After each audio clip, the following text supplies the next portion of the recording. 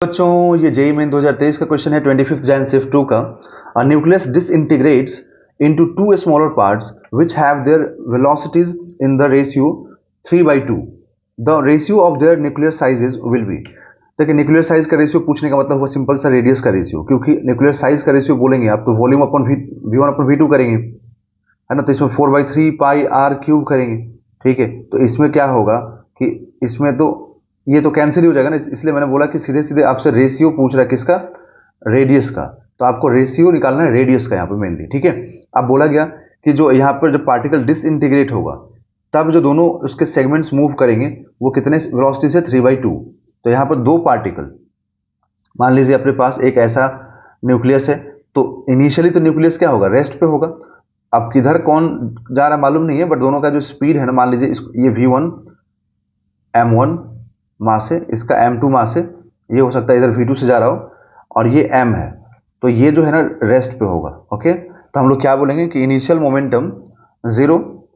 अब देखो ये जो डिसइंटीग्रेट हुआ है, जो एक्सप्लोड हुआ है या जो डिसइंटीग्रेट हुआ है, ये तो खुद से हुआ है ना, हमने तो जाके उसको हैमर से मार के तोड़ा नहीं है, ठीक है। तो इसीलिए हम लोग क्या बोलेंगे कि मोमेंटम कंजर्व रहेगा, और अगर मोमेंटम कंजर्व रहेगा तो फिर initial momentum equal to final momentum होगा।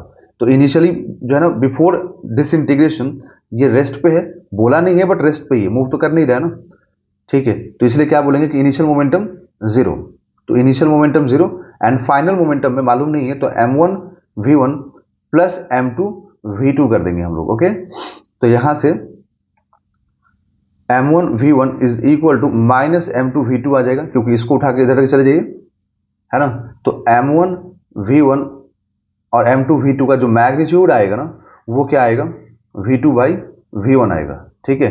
तो यहां से हम लोगों को बोला गया है कि जो वेलोसिटीज का रेशियो है, दैट मीन्स कि हमें v1/v2 कितना दिया हुआ है, एक बार देखें, 3/2 दिया हुआ है। तो आप इसको 3/2 यहां पर पुट कर दीजिए, ठीक है। तो अगर v1/v2 3/2 है तो v2/v1 क्या हो जाएगा, 2/3।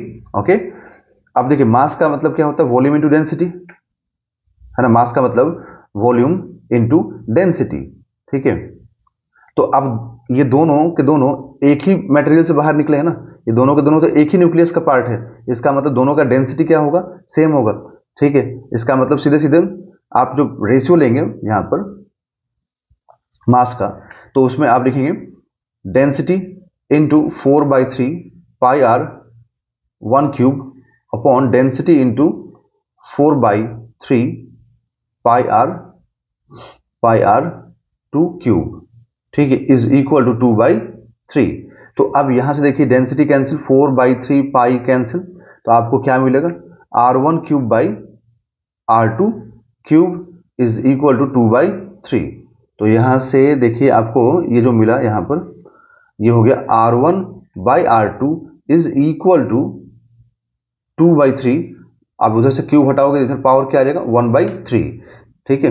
तो यहां से जब कंपैरिजन करेंगे आप, क्योंकि ये x/3 है ना पावर, और एक मिनट रुकिए, ये पावर यहाँ पर तो x/3 है, तो आप यहाँ पर x/3 तो द होल पावर 1/3 के साथ इक्वल कर दीजिए। तो यहाँ से कंपैरिजन करके देखिए आपको x इज इक्वल टू क्या मिला, 2 मिला। तो यही तो पूछा है कि x का वैल्यू क्या होगा, तो आप क्या बोलेंगे, x का वैल्यू यहाँ पर 2 बोलेंगे। ओके, अब नेक्स्ट क्वेश्चन देखेंगे बच्चों हम लोग नेक्स्ट में, ठीक है।